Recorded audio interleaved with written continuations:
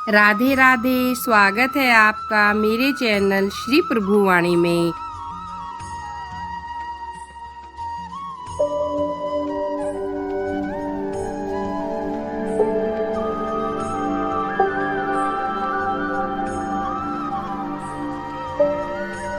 ओम नमः शिवाय। भक्तों, मैं आपको प्रतिदिन स्कंद पुराण श्रावण महात्म्य का एक अध्याय श्रवण कराती हूँ।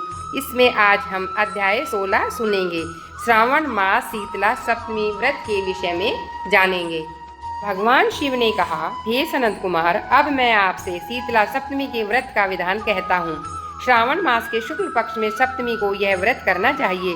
सबसे पहले दीवार पर बावड़ी का चित्र बनाकर उसमें दिव्य रूप वाले 7 जल देवी देवताओं के चित्र बनाएं। 2 बालकों सहित एक स्त्री, एक पुरुष, एक घोड़ा, एक बैल, नर वाहन सहित पालकी लिखकर षोडशोपचार विधि पूर्वक जल देवों की पूजा अर्चना करें। ककड़ी, दही, भात आदि का नैवेद्य अर्पित करें तथा नैवेद्य के पदार्थों का बहाना ब्राह्मण को भी दे। यह व्रत निरंतर 7 वर्ष तक करें। प्रतिदिन 7 सुहागिनों को भोजन कराएं। तत्पश्चात उद्यापन करें। एक स्वर्ण पात्र में 7 जल देवों की मूर्तियां रखकर सायंकाल समय उन मूर्तियों की बालकों के साथ पूजा अवश्य करें। अगले दिन प्रातःकाल ग्रह होम पूर्वक चरु से हवन करें। भगवान शिव ने कहा, पहले जिसने इस व्रत को किया और उनको जो फल मिला मैं वह तुम्हें बताता हूँ, सुनो। सौराष्ट्र प्रदेश के शोभन नगर में धनंद नामक अत्यंत धन संपन्न व धर्म का पालन करने वाला व्यक्ति रहता था। उसने एक निर्जल स्थान पर जलाशय बनवाया। उसने बहुत सा धन खर्च करके पशुओं के पानी पीने के लिए सुंदर पत्थरों की सीढ़ियां बनवाई और जलाशय के चारों ओर एक सुंदर बाग लगवाया। वहां पर आने वाले यात्री उस बाग के पेड़ों के नीचे बैठकर विश्राम किया करते थे। किंतु कुछ समय बाद जलाशय का सारा जल सूख गया। उसमें एक भी बूंद जल नहीं था। वह धनिक चिंतामग्न हुआ उस जलाशय पर ही सो गया। उस व्यक्ति को जल देवताओं ने स्वप्न में दर्शन देकर कहा, हे धनंद, यदि तुम जलाशय में जल प्रदान करना चाहते हो तो इसका एकमात्र उपाय तुम हमारे निमित्त अपने पोते की बलि दे दो। धनंद ने घर आकर ये सारा स्वप्न अपने पुत्र को कहा। उनका पुत्र द्रविण था। वह बहुत धार्मिक प्रवृत्ति का था। उसने कहा, पिताजी, आप मेरे पुत्र के भी जनक हैं। विश्व में धर्म से बढ़कर तो कुछ नहीं है। इसके विषय में अधिक सोचने विचारने की जरूरत नहीं है। जैसा आपने स्वप्न देखा है आप करें। मेरे 2 पुत्र हैं, सितांशु तथा चढ़ांशु। इनमें से सितांशु बड़ा है। इसमें विचार क्यों कर रहे हैं? आप उसकी बलि दे दें। किंतु स्त्रियों का दिल छोटा होता है, इसलिए उनसे ऐसी बात छुपाकर रखनी होगी। अब उससे छिपाने का एक ही उपाय है और वह यह है कि मेरी स्त्री गर्भवती है और उसके प्रसव का समय निकट आ गया है। अब वह अपने पिता के घर जाएगी और प्रसव के बाद आएगी। उसके साथ मेरा छोटा पुत्र चंडाशु भी जाएगा। पिताजी, उस समय यह कार्य सफलतापूर्वक हो जाएगा।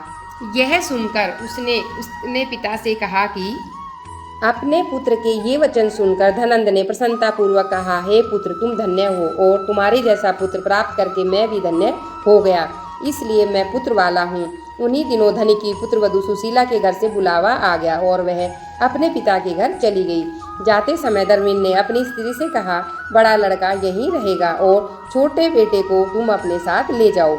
सुशीला ने अपने पति तथा ससुर की बात मान ली और सुशीला मायके चली गई। धनंद और धर्मिन उस सुतांशु नामक बालक के शरीर पर तेल लगाकर सुंदर सुंदर वस्त्र आभूषण पहनाकर वरुण देवता का पूर्वाषाढ़ आने पर प्रसन्नता पूर्वक सितांशु को जलाशय के किनारे पर खड़ा करके बोले, पुत्र के बलिदान से जल देवता प्रसन्न हो। और ऐसा कहकर जल देवता की प्रसन्नता के लिए अपने पुत्र की बलि दे दी। इससे जल देवता प्रसन्न हो गए और जलाशय भी जल से भर गया।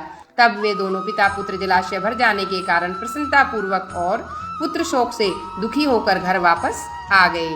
उधर धर्मिणी की पत्नी के पुत्र उत्पन्न हुआ और 3 मास के बाद अपने पिता के घर से दोनों बालकों को लेकर अपने घर की ओर चल दी। मार्ग में जब वह जलाशय के पास पहुंची तो उसने देखा कि यह तो जल से भर गया है। वह सोचने लगी, यह मेरे ससुर के धन और परिश्रम का फल है। उस दिन श्रावण मास की सप्तमी तिथि थी। उसने शीतला माता का व्रत किया था। दही और चावल मंगाकर स्वादिष्ट भोजन बनाया। जल देवता का पूजन करके दही, चावल और ककड़ी का नैवेद्य अर्पण किया तथा ब्राह्मणों को वायना देकर स्वयं भी भोजन किया। बंधु बांधवों को भी भोजन कराया। उसके बाद सुंदर पालकी में बैठकर अपने घर की ओर चली। तो जल देवता परस्पर सोचने लगे, इसने बड़े श्रद्धा भक्ति पूर्वक व्रत किया, जिससे प्रसन्न होकर हमने इसे पुत्र दिया, किंतु इसका पहला पुत्र यदि इसे ना मिला तो इसका हृदय दुखी होगा और हमारा प्रसन्न होना व्यर्थ हो जाएगा। ऐसा विचार करके उन्होंने उसके बेटे को जल से बाहर उसकी माता को दिखाकर विदा कर दिया तथा वह बालक अपनी माता को देखकर माँ माँ कहकर सुशीला के पीछे दौड़ने लगा। सुशीला ने जब पलटकर अपने पुत्र को देखा, वह बहुत हर्षित होकर उसे गोद में लेकर उसके सिर को सूंघा और सोचने लगी, यह बालक यहाँ कैसे आया। किंतु यह विचार करके कहीं बालक भयभीत न हो जाए, उसने उससे कुछ नहीं पूछा। वह मन ही मन सोच रही थी, यदि चोर उठा लाए तो इसने गहने क्यों पहने, और यदि पिशाच यहाँ लाए तो यह जीवित कैसे। निश्चित रूप से घर के सभी लोग चिंता में होंगे। उसी समय पिता पुत्र को लोगों से जब पता चला सुशीला आ रही है तो वे दोनों सोचने लगे, जब वह घर में आकर बेटे के विषय में पूछेगी तो वह उसे क्या कहेंगे। इतने में सुशीला अपने तीनों पुत्रों को लेकर घर में पहुंची। धनंद तथा धर्मेंद्र आश्चर्यचकित होकर बेटे को देखकर सुशीला से पूछने लगे, हे सुचि सुमित, तुमने ऐसा कौन सा पुण्य किया। तुम पतिव्रता हो, तुम धन्य हो, साथ ही पुण्यशालिनी भी हो। शीतांशु की मृत्यु को 2 मास हो गए हैं, किंतु तुमने इसे पुनः प्राप्त कर लिया और जलाशय भी जल से भर गया।